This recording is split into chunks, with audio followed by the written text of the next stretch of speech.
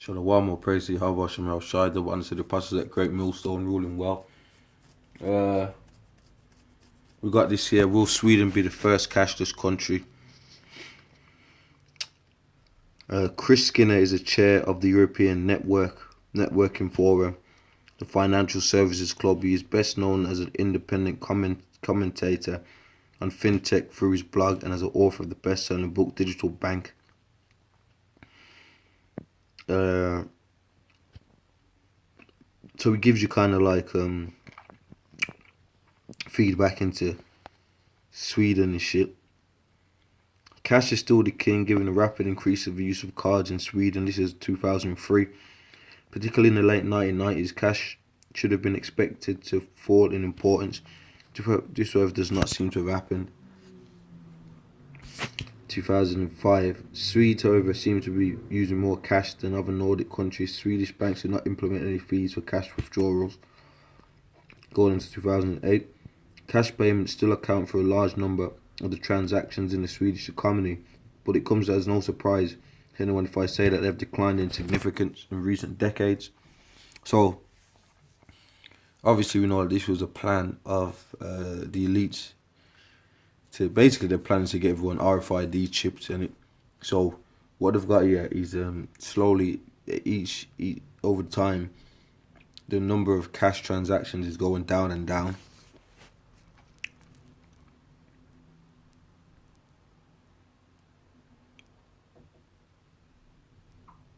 Okay. Anyway, between 2007 and 2015, cash in circulation decreased by nearly 15%. And the number of cash payments in shops have halted from 39% to 20%. So, you know, we're giving you the figures here because this is facts, you know. Over the past 10 years, cash withdrawals declined by around half, both in number of withdrawals and volumes of cash withdrawn over the past 10 years.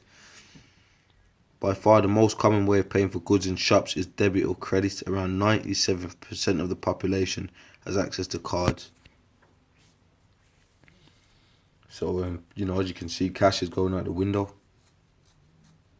And the video is up there, how you see China using everything through their phones.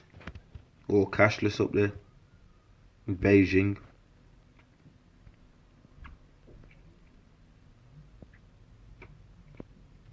You know. So it's just telling you everybody's pretty much using online banking, cashless. The Swift payment service developed by the major banks enables payments to be made between bank accounts in real time and round the clock. So anyway, it says all these efforts has made Sweden a leading example of how to become cashless, with 80% of all payments made digitally in 2015. And yeah, countries with the highest proportion of cashless transactions based on customer payment. Now, this is the figure they got on this site. I don't know if there's any other studies or whatever, but this is what it says. So you can see Singapore, Holland, France, Sweden, Canada, so the UK. So a lot of these countries all over the world are using them cashless based. And a lot of these are in Europe, the beast. You know, advanced forms of cashless payment are in these, you know, these countries, man, in Europe and stuff.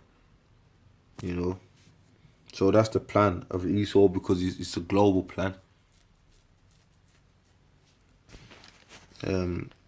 Pretty much that's what I wanted to bring out.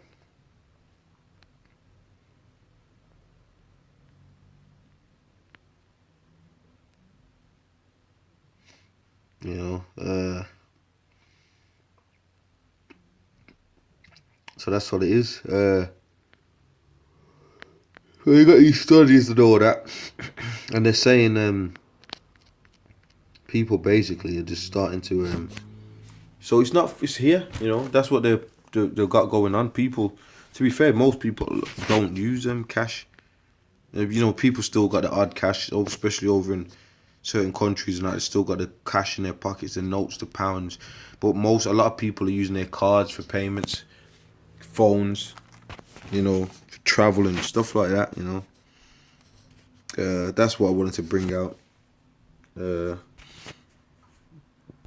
Bring out a scripture quickly.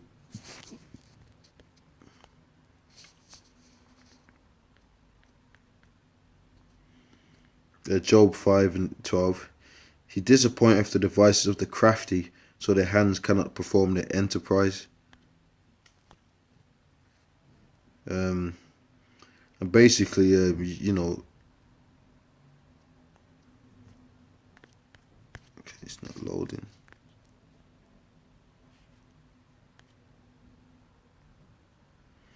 Basically, you know, Esau, his plan is the new world order, one world government,